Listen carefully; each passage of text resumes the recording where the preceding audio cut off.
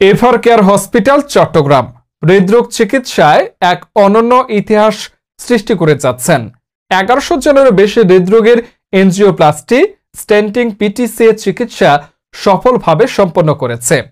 বিস্তারিত মোহাম্মদ এরশাদ চৌধুরীর রিপোর্টে।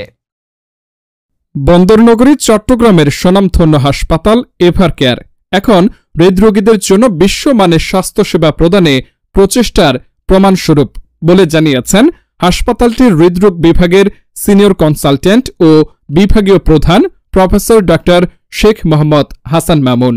এভার কেয়ার হাসপাতালের অডিটোরিয়ামে এ হাসপাতাল প্রতিষ্ঠানে 1100 জনেরও বেশি হৃদরোগের এনজিওপ্লাস্টি, স্টেন্টিং, পিটিসিএ চিকিৎসা সফলভাবে সম্পন্ন হওয়ায় আয়োজিত এক সেমিনার অনুষ্ঠানে অতিথির বক্তব্যে প্রফেসর ডক্টর শেখ মোহাম্মদ হাসান মামুন একথা বলেন।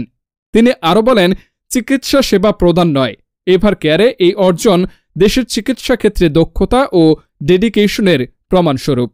সে সময় উপস্থিত অন্যান্যদের মধ্যে বক্তব্য রাখেন এভার কেয়ার হাসপাতালের chief operating officer Samir Singh, হাসপাতালের হৃদরোগ বিভাগের senior consultant doctor Zahir Uddin Mahmud Ilias, doctor Mohammad Tariq bin Abdur Rashid. আয়োজিত সেমিনার অনুষ্ঠানে এনজিওপ্লাস্টি, স্ট্যান্টিং চিকিৎসা সম্পর্কে, হাসপাতালের সক্ষমতা সম্পর্কে চিকিৎসকরা বিস্তারিত তথ্য তুলে ধরেন। এ সময় উপস্থিত হৃদরোগীরাও এভার কেয়ার হাসপাতালে তাদের চিকিৎসা সেবা পাওয়ার নানা অভিজ্ঞতা তুলে ধরেন উপস্থিত সবার মাঝে।